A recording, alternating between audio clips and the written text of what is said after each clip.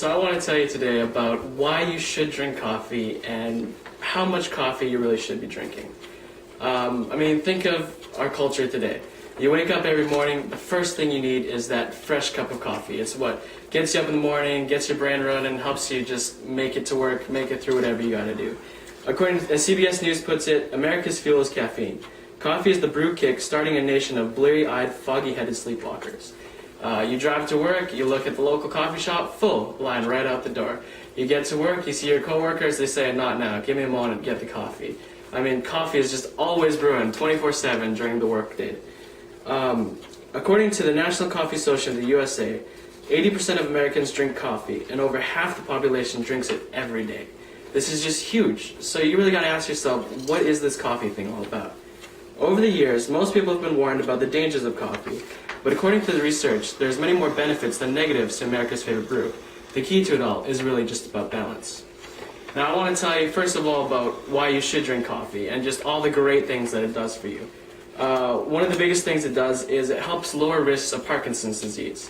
According to a researcher from Harvard School of Public Health in Boston, coffee helps lower the risk of developing Parkinson's disease by 80%. It helps limit the neurotransmitters that send off all the bad signals, and it helps you out so much. Another thing it does is it helps lower risk of gallstones.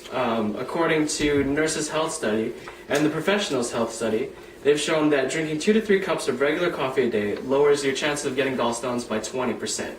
And all you gotta do is drink a fresh cup of coffee. Another thing that people love it for is it actually helps cure headaches and it helps improve mental performance.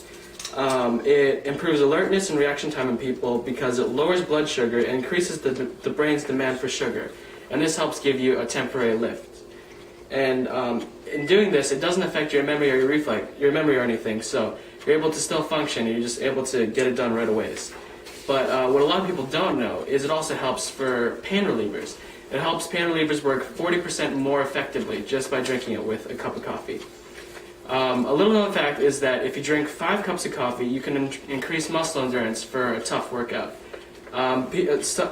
Researchers have found that caffeine helps the body burn fat instead of carbohydrates, and it also blunts the awareness of pain. So you can go longer and faster and harder without really noticing it as much, and you can get a harder workout in. And another huge thing it does is it helps your heart. According to the study published in the Journal of Clinical Nutrition, drinking reasonable amounts of coffee can help prevent cardiovascular problems. A study in International Medicine found that in women's cases, 2 to 3 cups of coffee a day lowers heart disease risks by 25% and lowers the risk of non-cancerous diseases by 18%. And all it takes is a couple cups. The results speak for themselves. If you're really not drinking it, it's something you should really consider picking up just for all the benefits it gives you. But the question also is, how much is too much? Some of the negative effects of coffee are that it can cause osteoporosis. People have found that there's a connection between drinking coffee and diminishing bone mineral density, particularly at the hip and spine, that can lead to osteoporosis along with effects of aging. Essentially, 5 milligrams of calcium is lost for every 6 ounces of regular coffee or 2 cans of Coke. According to studies, it only takes 300 to 400 milligrams of caffeine a day to double the risk of hip fracture. And if you balance that out to a cup of coffee, that's only about 3 cups of coffee or more, and you're really putting a hard strain on your hips. Another problem is that it can cause issues with diabetes. Daily consumption of caffeine helps raise blood sugar levels, but in doing that, it makes it difficult for people with diabetes to be able to control all that. According to Duke University Medical Center, drinking coffee daily raised average sugar levels by 8% and raised glucose levels 9% after breakfast, 15% after lunch, and 26% after dinner. So another thing to consider is when you're drinking coffee, try and drink it a little bit earlier because your body helps to work it out a lot more throughout the day. A lot of the things that people complain most about with coffee is that they can't sleep when they drink it, especially at night. Caffeine blocks the effects of adenosine. It's a neurotransmitter that helps promote sleep. And so, in essence, it makes it difficult for you to reach that deep point of sleep. It increases your need to get up and go to the bathroom, and it makes it really difficult to sleep. And also, once you have a rough night's sleep, it kind of counteracts all the good effects of coffee the next day. So when you're drinking it, you also got to keep in mind that you don't want to be drinking it too late. one thing that women really have to be careful for is it really messes with fertility and miscarriage.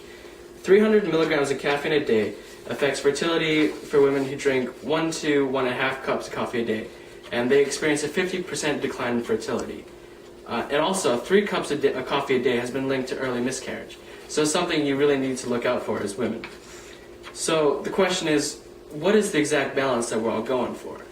According to research, we should try to keep it down to about 1 or 2 cups of coffee a day, and this helps us get all the good effects while avoiding most of the bad ones.